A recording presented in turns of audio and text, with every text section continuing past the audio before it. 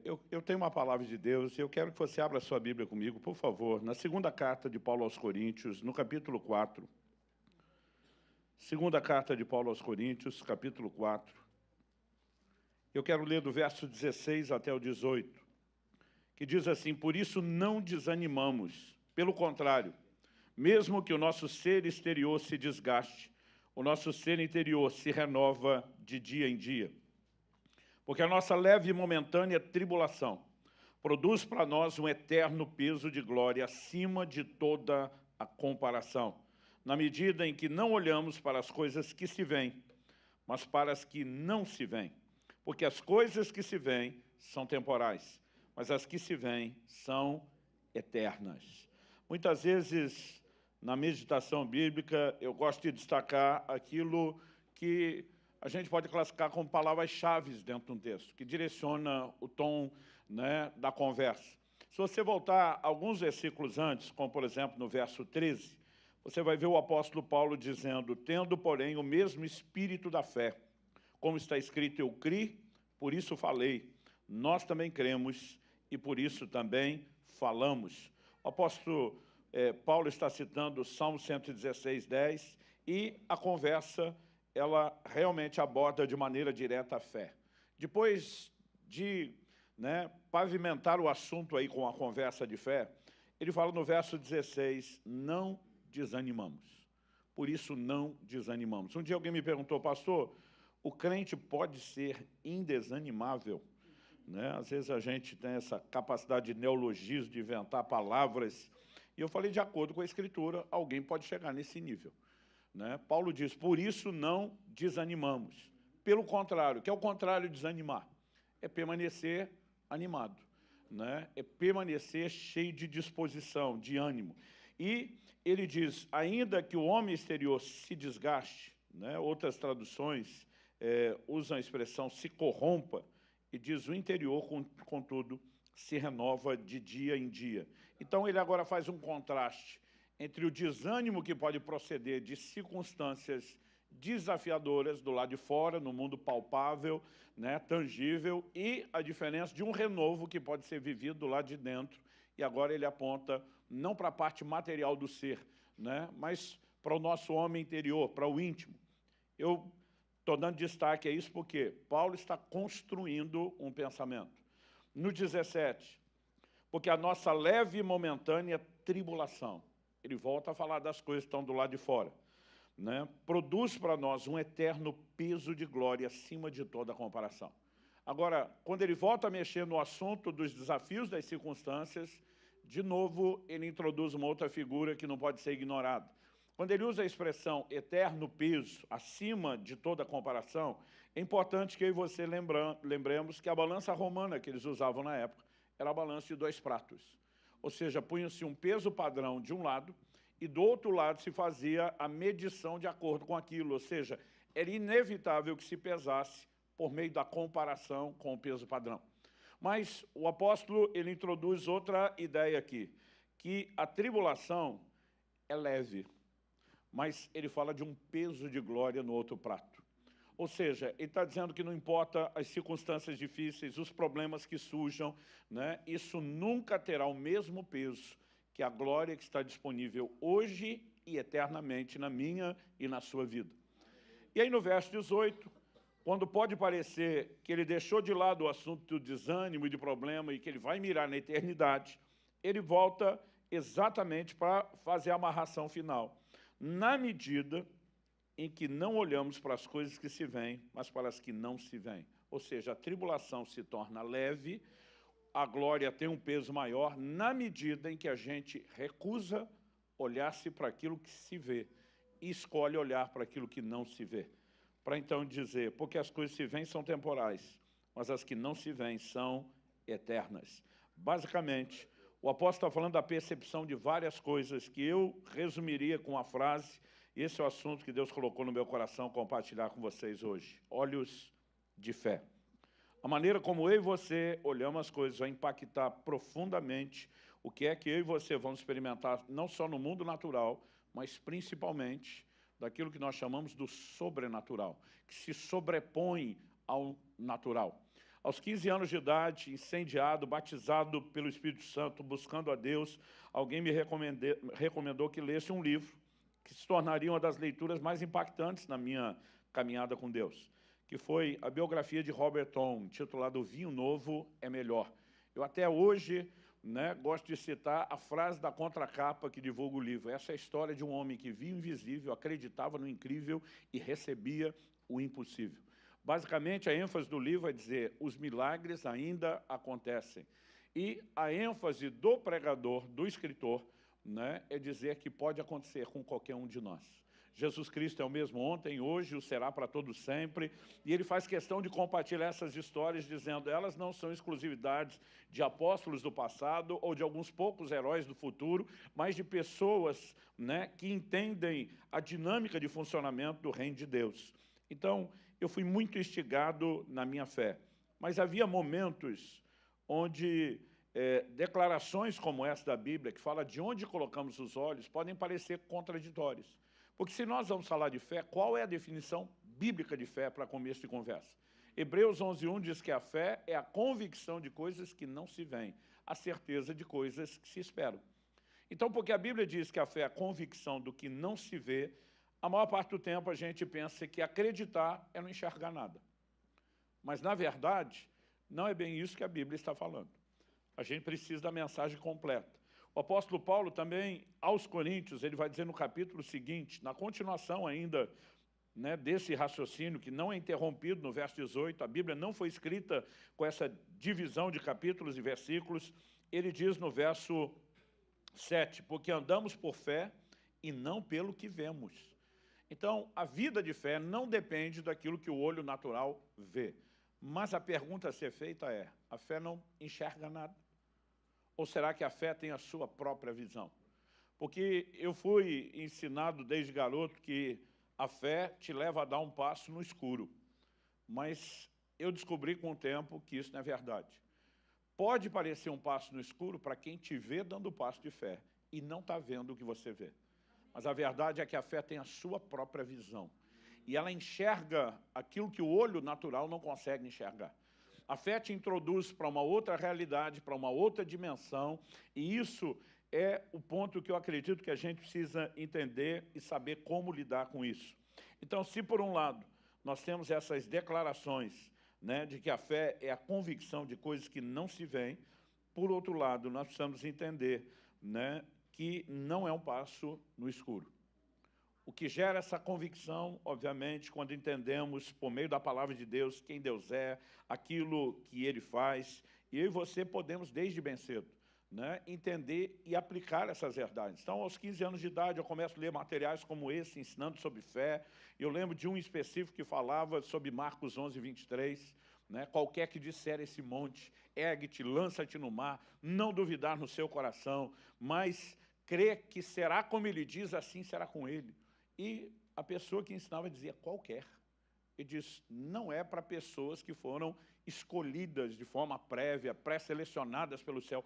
Qualquer um que fizer uso disso, crer no coração, falar com a boca, Ele mostrava a dinâmica. O texto que eu citei antes, de 2 Coríntios 4:13, do Espírito da Fé, diz, eu criei, por isso falei. Nós cremos, por isso também falamos. Então, a fé tem que ser verbalizada. E eu fui ficando pilhado com aquilo, e ele falava que você não precisa pegar um monte literal, que a palavra de Jesus não é para brincar com a topografia da terra, ficar alterando o formato, mas os montes sempre foram vistos como desafios. Hoje em dia, a gente tem aí desde túneis a pontes, mas você imagina que o monte era algo sempre intransponível. Ou a pessoa desistia na caminhada ou contornava. Mas Jesus usa uma figura que todo mundo entende, para dizer daquilo que pode ser mudado. E eu, pilhado por aquelas coisas, falei, preciso achar um monte por onde eu possa começar.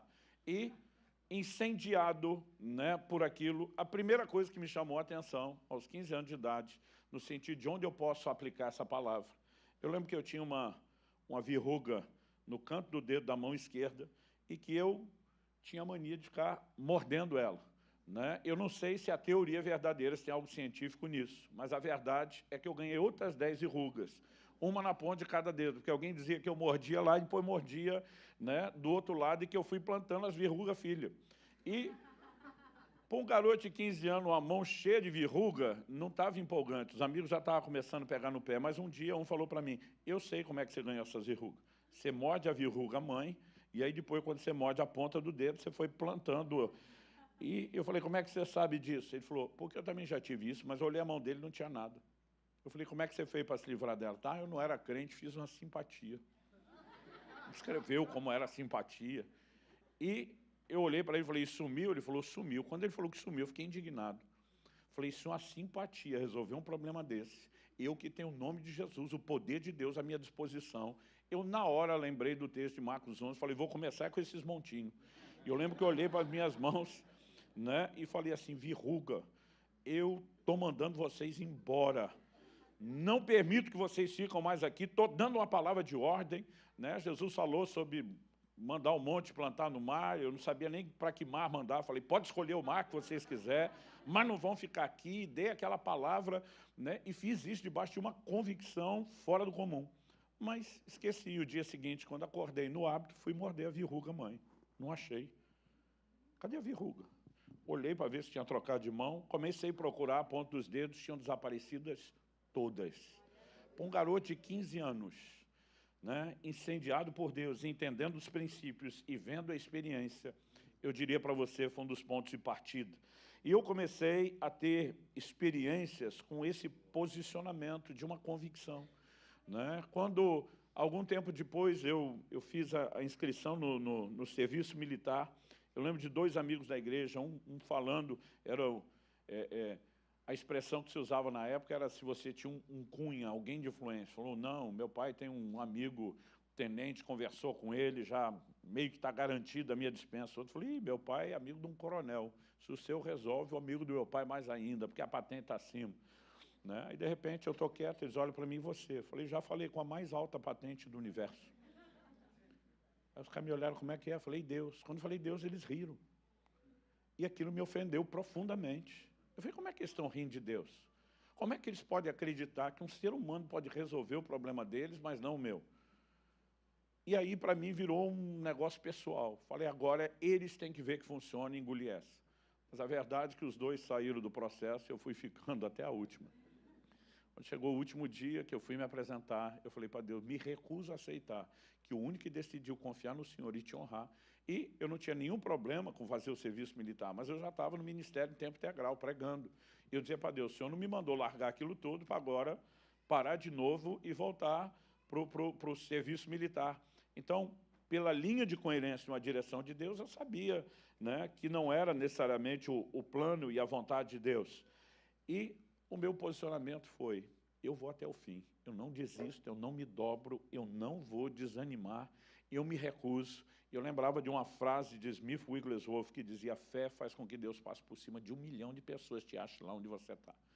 Eu ficava no meu coração, declarando aquilo, eu dizia, eu não sei o que vai acontecer, mas vai acontecer. E daqui a pouco o capitão que conduziu o processo, ele disse, você aí no fundo, vestido assim, eu viro, eu falei, não, você mesmo que acabou de olhar para trás, deu toda a descrição. Eu falei, o que tem eu? Ele falou, qual é o número que está aí na sua ficha? Eu falei o número, ele anotou. Alguém falou do meu lado, dançou. Eles sempre pegam um que não vão com a cara, e esse é o que não vai escapar de jeito nenhum. Eu falei, impossível que o tiro saia pela culatra. Que o cara que mais acreditou vai viver justamente o contrário. Né? E dentro de mim eu dizia, não vou me dobrar, não vou desanimar, não sei o que está acontecendo, mas vou continuar acreditando em Deus. Mas eu lembro que na hora que entrei para fazer o exame médico, o cara falou, qual é o número da sua ficha? Falei, número tal. Aí ele pegou um papel na mão, olhou, falou, repete. Falei, número tal. Falou, pega suas coisas e vai embora. Eu falei, mas eu não vou fazer o exame? Ele falou, não sei o que aconteceu, que o capitão foi com a sua cara e disse, dispensa aquele menino, não deixa sequer ele fazer o exame. E eu senti que Deus deixou ele mais emocionante até o finzinho, mas que muitas vezes circunstâncias que não vão de acordo com o que a gente gostaria poderiam nos desanimar se não houvesse em nós convicção. Ao longo dos anos, eu comecei a entender esse outro lado de que a fé tem uma visão. Você pode falar isso comigo? Diga, a fé tem uma visão. Em Hebreus, no capítulo 11, no verso 27, a Bíblia diz que Moisés ficou firme como quem via o invisível. Outra tradução diz como quem vê aquele que é invisível. Mas se Deus é invisível e o que Ele tem prometido fazer é invisível, que ainda não se materializou. Como é que eu e você podemos ver?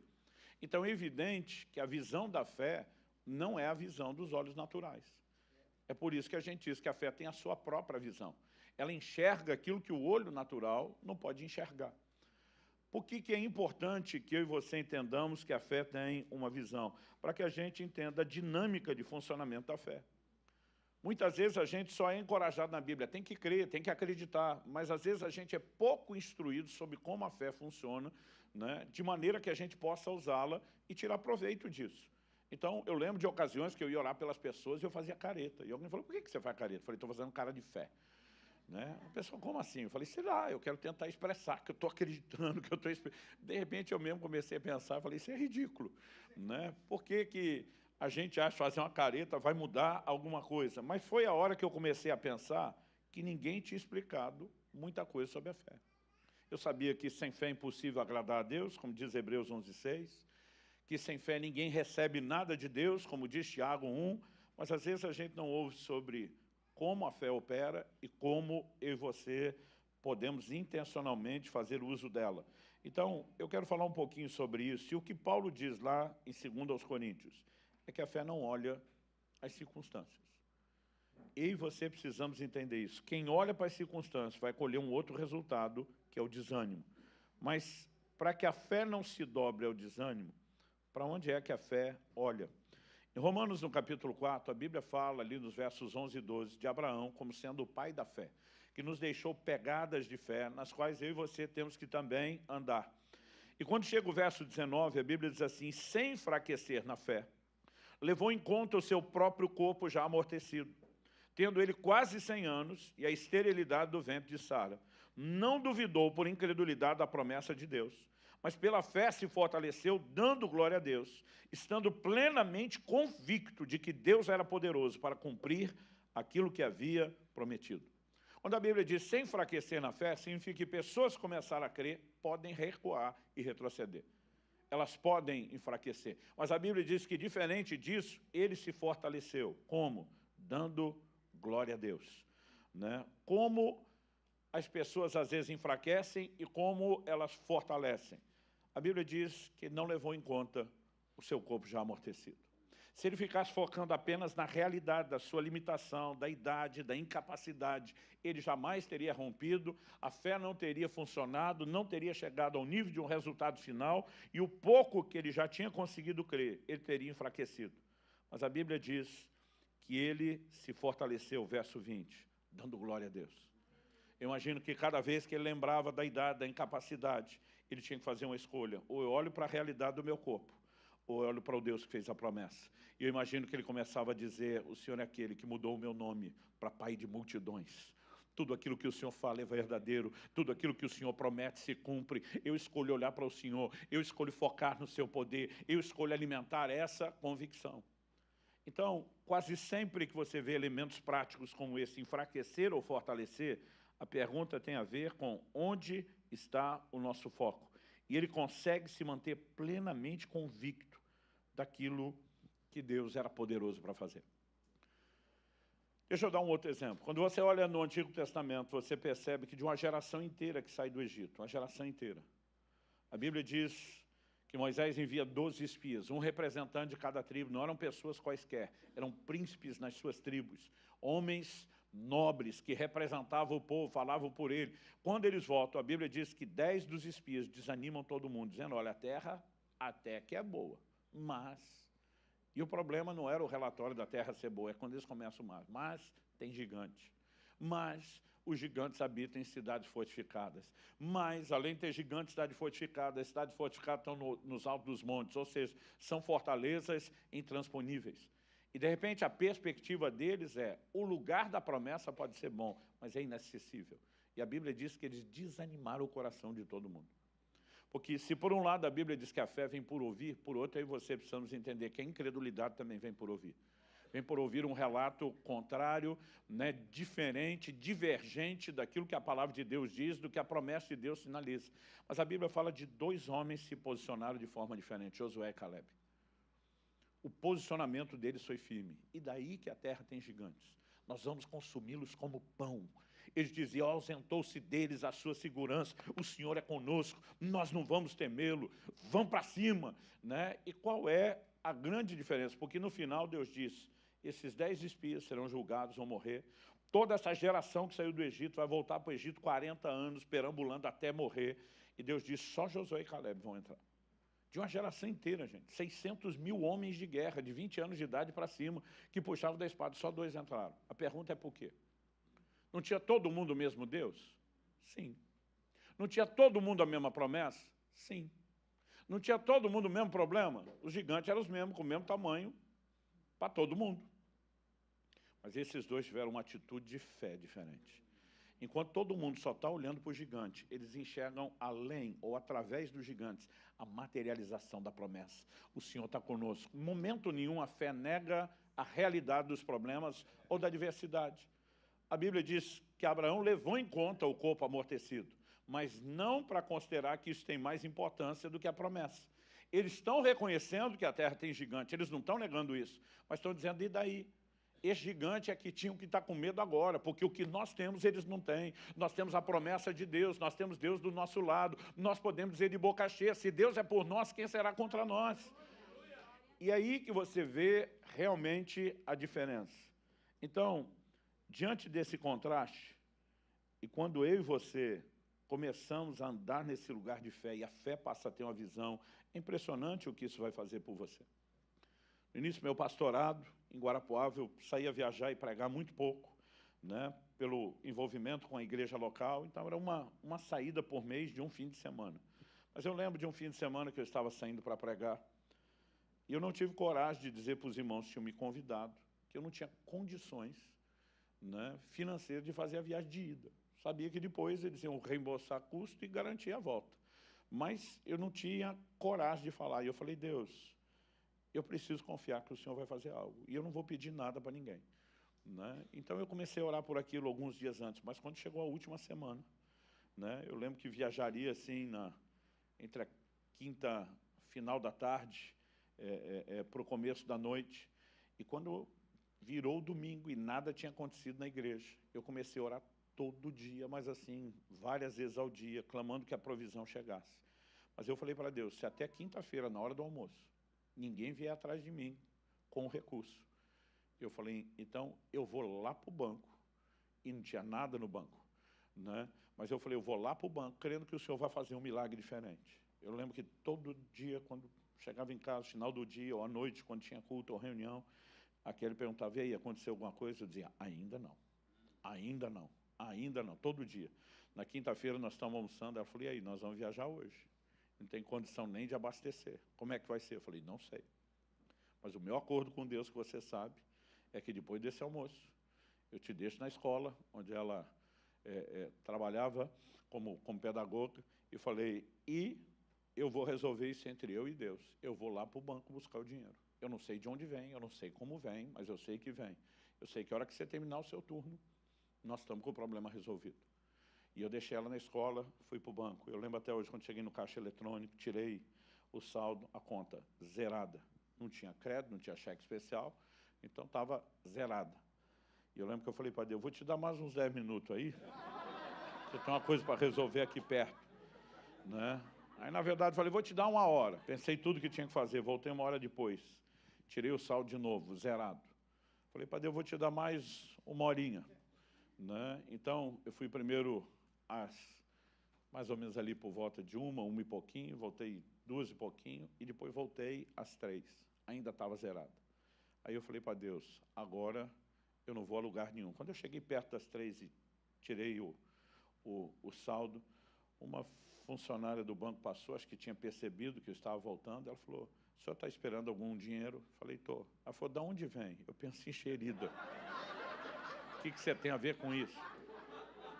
Mas eu respondi com uma pergunta, falei, por que você quer saber? Ela falou, ai, desculpa, não quero parecer invasiva, mas é que dependendo da cidade de onde o dinheiro vem, as agências do interior fecham às 3 e não às 4 da tarde. Então, o senhor já está indo no limite, então se não entrar até às 3, dependendo de onde vem, não entra hoje. Eu pensei, mensageira de Satanás, eu não vou te escutar, né? Eu falei, não, pode ficar tranquilo, eu vou sair daqui com o dinheiro hoje, né? E Não, perdão, isso aí era um funcionário. A funcionária, eu só perguntei se pagava para ficar tirando... Não tinha dinheiro, mas vai que cobrasse depois retroativo, né? Eram tempos diferentes, gente. Esse mundo online era todo novo ainda na época, né? Então, eu falei, paga para tirar? Ela falou, olha, extrato sim, saldo não. E eu lembro que simplesmente eu fiquei plantado ali, orando. E quando deu 1:04, 1 minuto para fechar o banco, e eu tirei, estava zerado. Eu estava já com calhamaço assim de saldo zerado impresso. Quando eu passei 4 em pontos, 0, né, minutos, 20 e poucos segundos, tinha entrado exatamente, naquele momento online, o valor que eu precisava para a viagem. Eu saquei o dinheiro, eu lembro que eu olhei para o funcionário, tinha dito que talvez ia sair 100, mostrei para ele o dinheiro, está assobiando, Deus é fiel. Fizemos a viagem, mas pensa no negócio que eu fiquei, de onde veio esse dinheiro?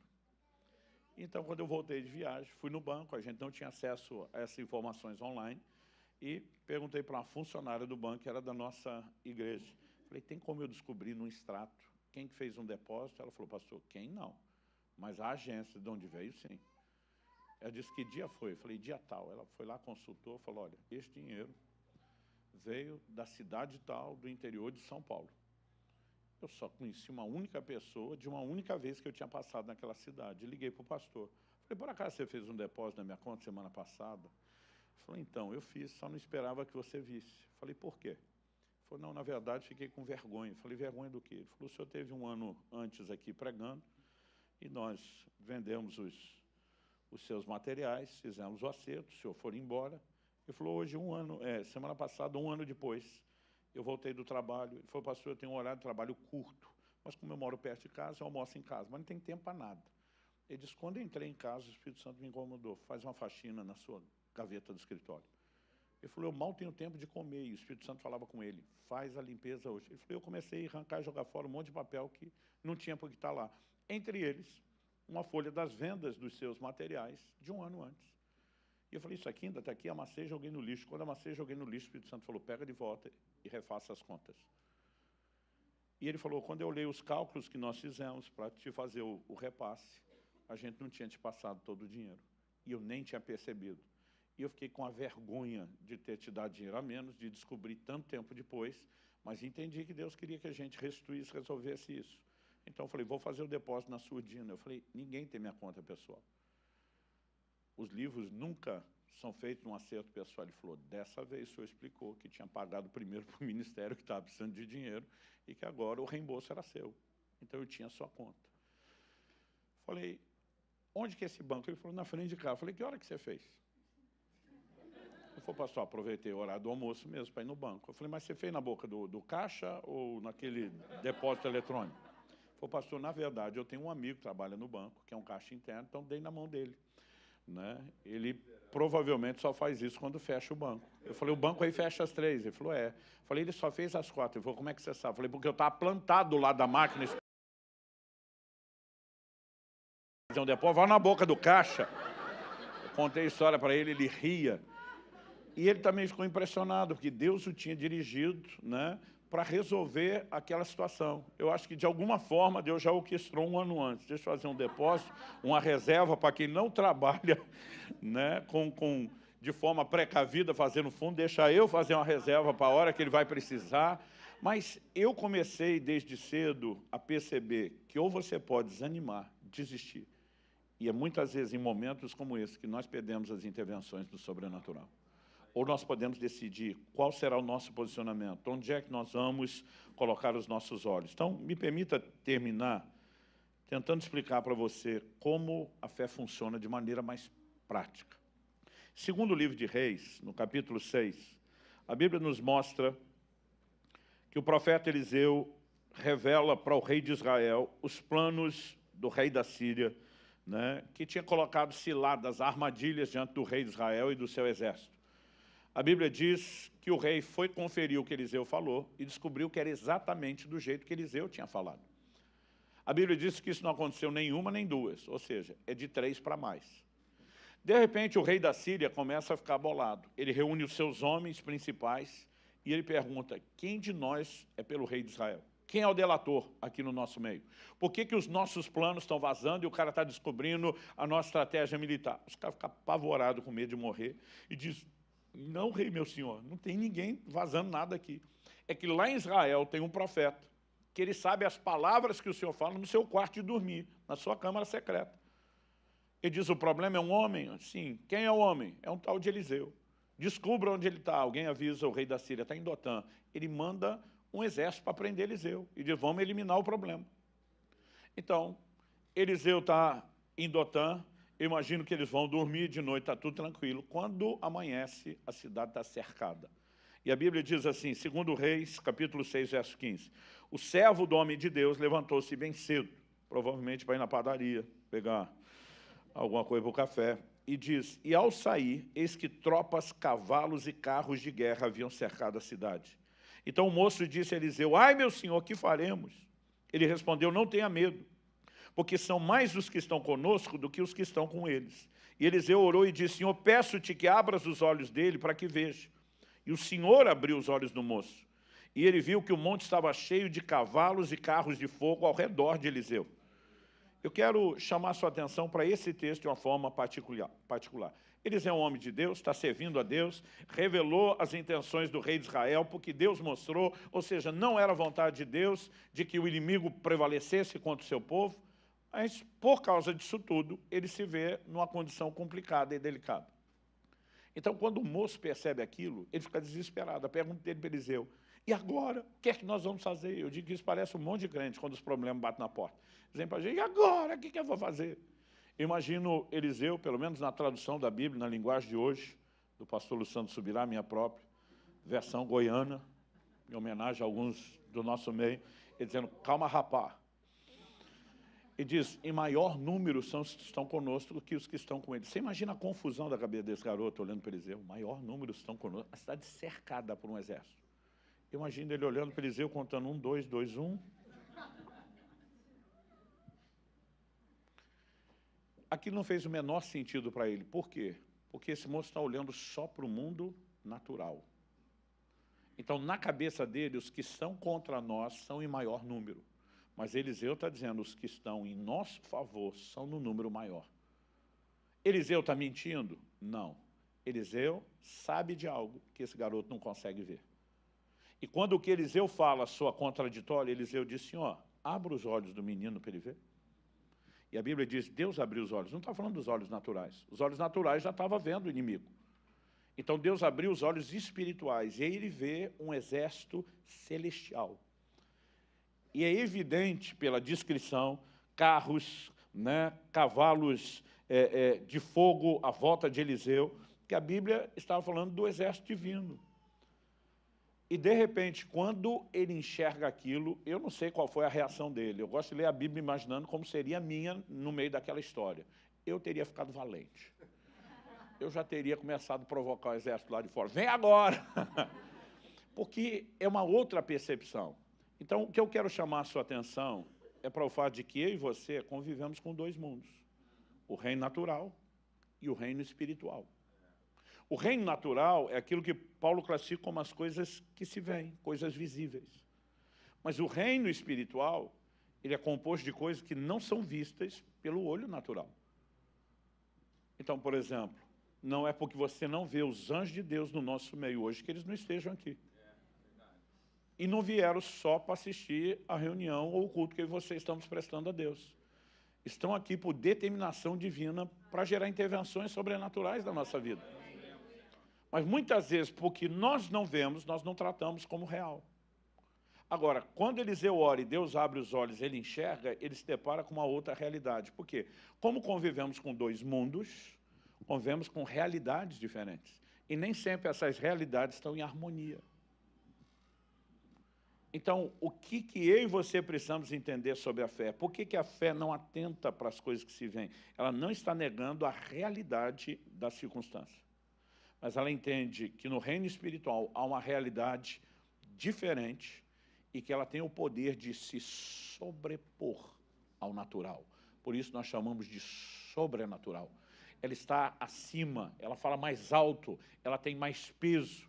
Então, como eu tentaria explicar a fé para a nova geração? Eu diria que a fé é uma espécie de portal entre os dois mundos. E a fé permite, quando o portal se abre, que alguém que está do lado de cá, só na realidade natural, vendo a sua condição, que ela não só enxergue pelo portal do lado de lá outra realidade, mas que ela entre através do portal, agarre essa realidade, traga ela pelo portal para que ela se sobreponha à realidade do mundo natural. E é assim que as circunstâncias são mudadas. Então, ao longo da Escritura, nós percebemos gente que se posicionou tratando as coisas como já tendo acontecido antes de acontecer. Deus chama Abraão de pai de multidões antes dele ter o filho. Mas a Bíblia diz que Abraão creu no Deus que chama à existência as coisas que não são, como se já fossem. Não são aqui no terreno natural, porque o Deus que não mente já mostrou uma realidade do lado de cá. Então, quem está mirando o lado de cá, ele começa a falar não de acordo com o que ele ainda vive aqui no natural. Ele enxerga aquela realidade e diz, essa é maior.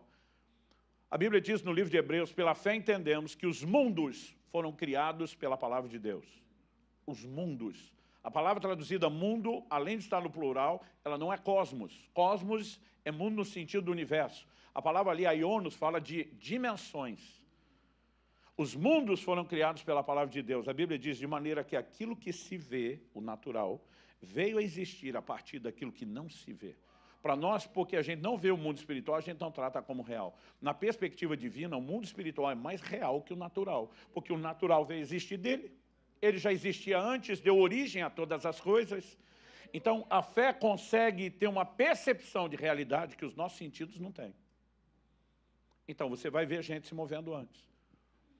Deus fala para os sacerdotes, na hora de atravessarem o Jordão, vocês vão carregando a arca à frente do povo, e quando vocês pisarem na água, eu vou cortar as águas. E a Bíblia diz que lá vão eles. Mas a Bíblia diz que quando eles pisam as águas, Deus cortou as águas. Eles viram a água cortada? Não. Sabe por que não? A Bíblia diz que Deus cortou as águas na cidade de Adã, quase 30 quilômetros para cima de onde eles estavam. No momento em que eles pisam, as águas foram cortadas, mas ninguém viu. E eu fico imaginando a hesitação de alguns. E agora? Deus disse que ia cortar. Deus cortou, mas nós não estamos vendo. A gente não precisa ver. Se Deus falou, está falado. Mas daqui a pouco as águas começam a baixar. Por quê? A realidade do plano de cá dessa dimensão, ainda que nem sempre venha de forma instantânea, ela começa a escoar para o lado de cá, para quem se posiciona, para quem obedece. Então, é interessante, você olha, por exemplo, para Elias, Deus diz, levanta-te, quando ele está no ribeiro de Querite, vai a Sarepta de Sidom, já ordenei uma mulher viúva que te sustente. Gente, quando você pensa no termo viúva, era aplicado não só para a mulher que não tinha marido, mas era usado de uma maneira muito mais específica para quem não tinha arrimo de família. Então a Bíblia fala que ela tinha um filho pequeno, não tinha condição de produzir. A produção na terra era dificílima, sem chuva nem se fala, né? Uma pessoa que está sozinha, não tem força, não tem mão de obra, não tem capacidade de produzir, né? Eu imagino Elias pensando, tomara que a mulher já fosse rica antes da seca, porque senão não teria a menor condição. Agora, quando ele chega lá, a mulher não está sabendo de nada. Ela não só não está sabendo de nada, como ela não tem condição nenhuma. Ela olha para o Elias e fala, olha, eu vim pegar uns cavacos para preparar a última refeição, é a saideira. Eu e meu filho vamos comer e depois disso vamos morrer, acabou. Então, por que que Deus diz, eu já ordenei que ela te sustente? Deus não ordenou para ela. Deus determinou no plano espiritual que isso acontecesse. Então, a mulher não precisa saber, as circunstâncias não precisam estar alinhadas, mas porque Elias tem uma palavra de Deus, dentro dele algo está lá. Se Deus falou, está falado. E se essa mulher não pode me ajudar nesse momento, quem tem que viver o milagre primeiro é ela. E aí ele vai liberar uma palavra, e essa mulher também vai agir não de acordo com as coisas que se veem, mas sim de acordo com as coisas que não se veem, e um milagre acontece. Sabe, eu lembro de uma época que eu ficava ouvindo testemunhos dos pregadores, e eu só lamentava, por que que Deus não fazia na minha vida o que fazia na deles? Como se Deus decidisse fazer essas coisas sozinhos. Nós precisamos entender a responsabilidade de ousar acreditar, de ousar confiar, de entrar nesse lugar e dizer, eu vou interagir com Deus e eu vou produzir as manifestações do sobrenatural. Sabe, eu sei que quando a gente fala do sobrenatural, a primeira coisa que vem na cabeça são os dons. Mas algo que eu sinto forte de Deus nesse tempo é que Deus quer nos levar a um lugar de fé, onde a gente veja uma movimentação celestial como a gente nunca experimentou antes, intervenções da parte de Deus. Às vezes estamos vivendo momentos que são mais confortáveis. Quando eu fui plantar a primeira das alcances em Irati, Deus falou comigo, eu quero que você vá sem salário. Ele falou, eu quero que você aprenda a confiar em mim como você fazia no início, porque agora você está bem descansado no seu padrão de vida e não depende mais de mim. Não significa que eu e você não possamos ter estabilidade. Mas eu lembro que naquele momento ele falou, eu quero forçar você, né, a esticar a sua fé. A fé, ela pode ser comparada aos músculos do corpo. Se você bota para trabalhar, desenvolve. Se não bota para trabalhar, atrofia. Então, ou ela está crescendo, hipertrofiando, ou ela está atrofiando. E eu lembro dos desafios que Deus começou a colocar diante de mim, né? E que começaram a me levar para um lugar de ver cada vez mais intervenções de Deus. Mas eu tive que entrar nesse lugar de compreensão. Eu vou passar o portal, eu vou agarrar essa verdade, eu vou tirá-la de lá. E não tem o que me impeça de levar o que Deus está falando a sério. Às vezes a fé, ela vai demonstrar um ato de obediência, mesmo que você não precise de um milagre. Em junho do ano passado, eu estava acompanhado da Kelly, de parte da nossa equipe, gravando vídeos nas terras bíblicas. Então, gravamos na Jordânia, gravamos no Egito, e depois entramos do Egito em Israel pelo sul. Então, como entramos pelo sul, já nos organizamos para parar, gravar na região de Berseba, o lugar por onde Abraão peregrinou. E eu lembro que, numa noite, nós fomos conhecer uma casa de oração, e ter contato, comunhão com alguns irmãos, comer junto, buscar o Senhor juntos. Estava ajoelhado, orando, buscando a Deus. Eu falei, isso aqui não, né? E, naquele momento, o Espírito Santo falou comigo. Eu tenho feito um jejum cada início de semestre, então era junho, já estava na iminência de começar o de julho. O Espírito Santo falou comigo, não o jejum de julho, mas o de janeiro de 24. Você vem gastar a maior parte do tempo desse jejum aqui em Israel. Eu lembro que eu levantei do chão, tocado com aquilo, um comando claro do Espírito Santo, e falei para a Kelly, falei, faz tempo que você quer que a gente tire um tempo em Israel, fora desse contexto de caravana, com calma. Ela falou, é verdade, nós estamos falando disso desde 2018, já fazia 5 anos. Eu falei para ela, falei, janeiro do ano que vem, pode botar na sua agenda. Eu vou passar perto de um mês aqui, a maior parte do tempo do jejum, e você pode se organizar e vir comigo. Ela já bloqueou a agenda na hora, empolgada. Mas no dia 7 de outubro estourou a guerra. Quando estourou a guerra, ela disse, você ainda vai? Eu falei, agora é você, não é nós?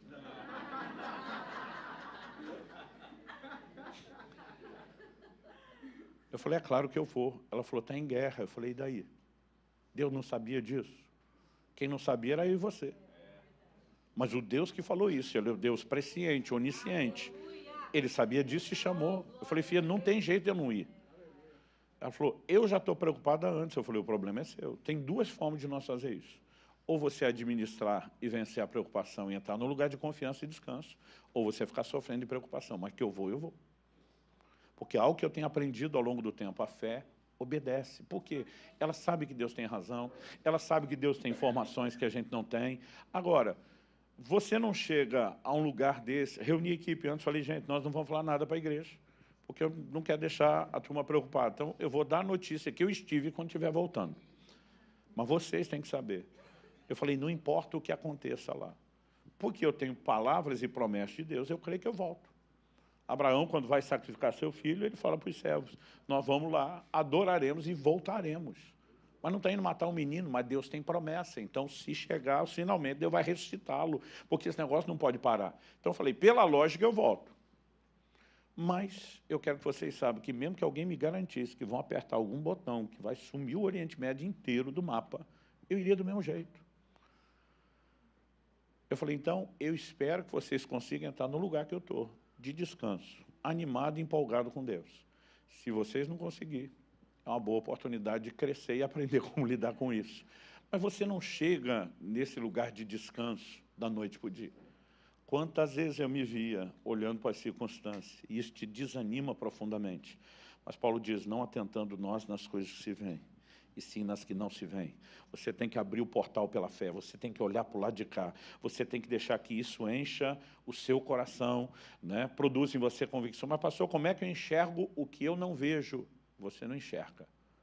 Você vislumbra pelo que Deus diz. A capacidade de enxergar é por causa das promessas que Deus fez. Então, a gente, na verdade, a gente enxerga a materialização da promessa. Eu vou chegar lá. Muitos de vocês estão diante de desafios instantâneos, já estão acontecendo nesse momento. E talvez você precise de um milagre de Deus, uma intervenção de Deus na sua casa, na sua família, nas suas finanças, no seu corpo. Mas outros de vocês talvez não estejam diante de um desafio agora. Mas pode ser que o desafio surja daqui a pouco. E quando ele vier, você tem que estar pronto. Porque tribulação, meu amigo, é tipo uma fila, vem um problema atrás do outro. Quando você resolve um, é como se o que está saindo dissesse próximo, né? Então, nós vamos ter desafios o tempo todo e nós precisamos aprender a lidar com isso. Anos atrás, ainda morava em Guarapuava, e eu acredito que isso foi ali pelo ano 2000 ou 2001,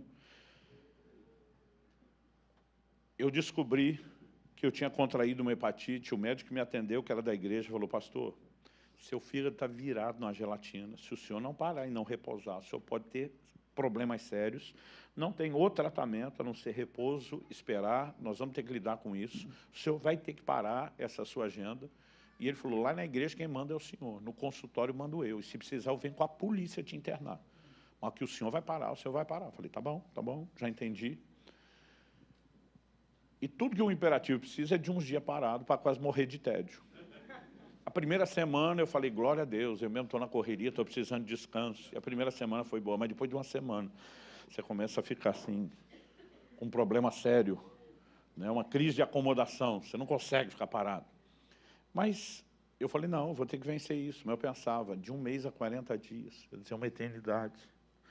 Mas eu vou conseguir, eu vou aproveitar esse tempo em Deus. E eu estava estudando a Bíblia, eu estava, né, lendo os livros, eu estava orando. Mas teve um dia que, enquanto eu estava orando, me veio uma percepção. Qual era a percepção? Todos os pastores da equipe estavam debaixo de ataque, em áreas diferentes. Alguns na saúde, outros nas finanças, na família. Mas Deus me fez entender que aquilo não era uma coincidência acontecendo com todo mundo. Nós estávamos num momento, assim, no limiar de um rompimento espiritual.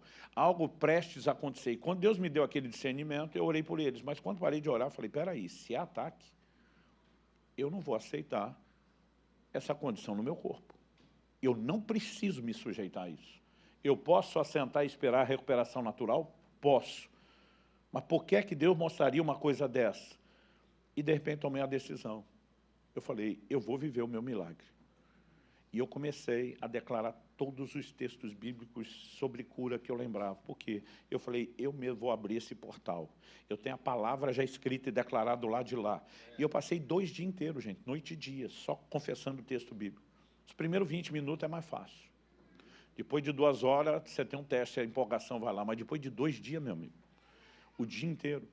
Mas eu lembro que quando dormi a segunda noite, eu tive um sonho. Qual foi o sonho? Algo que me incomodava demais nessa fase que eu tive hepatite, era a cor da urina que ficava muito escura. E eu lembro cada vez que ia ao banheiro, eu pensava: meu Deus, deve estar tudo estragado por dentro, porque era um negócio fora do comum. O médico já tinha me prevenido para dizer: não assusta, mas acho que ele conseguiu me deixar mais assustado. Mas o sonho era simples. Tudo que eu lembrava do sonho eu ia ao banheiro e observava depois que a cor da urina estava normal. E eu comentava: voltou ao normal. E eu acordei. Quando eu acordei, aquilo encheu meu coração. Parece que o portal abriu, parece que eu enxerguei do lado de lá. Eu falei: é a minha cura, é isso que Deus está falando. Eu dei um glória a Deus, eu pulei daquela cama feliz e fui ao banheiro urinar. E a hora que eu fui urinar, aleluia, a urina estava escura. Aí eu pensei, viajei.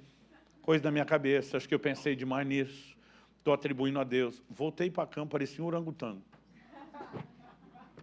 Os braços quase arrastando o chão, desanimado, joguei na cama e falei para mim mesmo: larga a mão de ser besta, de querer espiritualizar tudo, toda hora, o tempo todo, né? E tinha desistido. E, de repente, o Espírito Santo falou comigo: eu mostrei a você a realidade do reino espiritual. E você pode escolher entre isso ou aquilo que você está enxergando. Eu enlouqueci, me deu um surto de fé. Eu pulei da cama, eu falei: diabo, você tentou me desanimar e estava conseguindo. Mas quer saber de uma coisa? Acabei de chamar a revanche. Peguei um jarro d'água, gente, enchi com uns 2,5 litros de água e comecei a tomar um copo atrás do outro, porque eu queria acelerar a ida no banheiro. Quando eu fui ao banheiro a segunda vez, estava clara. Essa hora que o diabo fala: também com o tanto de água que bebeu. mas nunca mais escureceu. A icterícia, o amarelão dos olhos, da pele, que já teve hepatite, sabe o que é isso, né? Também desapareceu no final do dia. E eu lembro que eu fui bater lá no consultório do médico que estava me acompanhando. E quando eu cheguei, ele, o que você está fazendo aqui? Eu falei, vim para te examinar. Ele já olhou para mim e falou, não. Eu falei, sim. O não dele era porque ele sempre falava, essas coisas só acontecem com o senhor, conosco os meros mortais, não. Ele sempre falava desse jeito.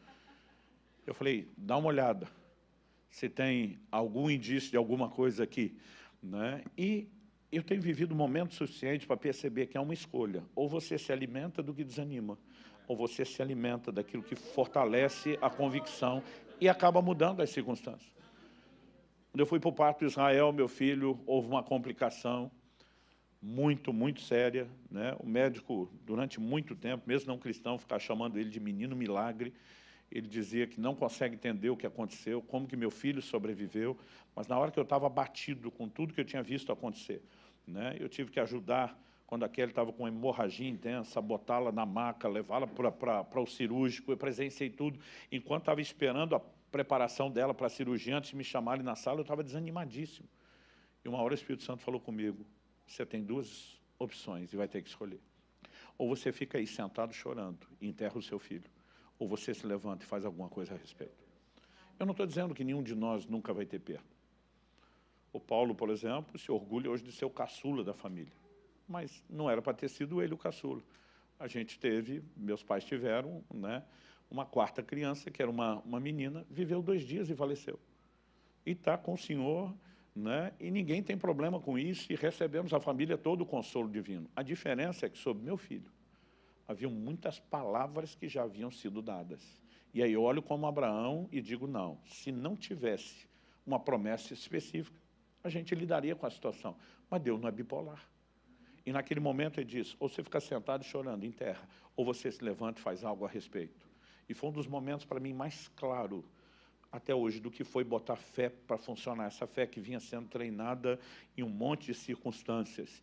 E eu decidi que simplesmente eu abri esse portal, agarrar essa realidade do lado de lá, trazê-la para o lado de cá, né? E eu sou grato a Deus, porque num momento difícil como aquele, eu tinha entendido e sabia o que fazer com princípios como esse.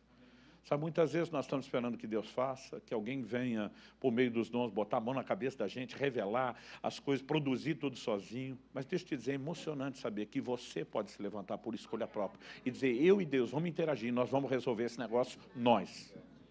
E eu quero que você fique em pé para parecer que está acabando, que eu acabei de lembrar que tem outro culto.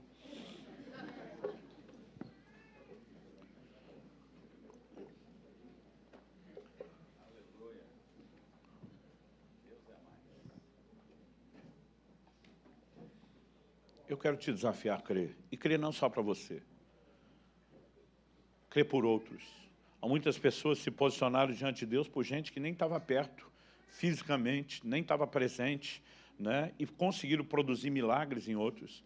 Eu quero te desafiar a esticar e botar para trabalhar a musculatura da sua fé, né? Em prol da sua casa, em prol da sua família, em prol da igreja. Deus tem promessas para essa casa. E nós vamos ter que agarrar, perseguir isso, lutar por isso e dizer, né, não sabemos exatamente como ele vai fazer, mas que vai fazer, vai fazer. E essas coisas dentro de nós precisam entrar nesse lugar de profunda convicção. Agora, a única forma de, como Paulo dizer, não desanimamos, é quando a gente entende, nós não colocamos os olhos naquilo que se vê, e sim naquilo que se vê, que não se vê. E diz, porque o que se vê é temporal. As circunstâncias mudam, gente. Hoje, você pode estar com uma situação de enfermidade, amanhã está aqui testemunhando sua cura.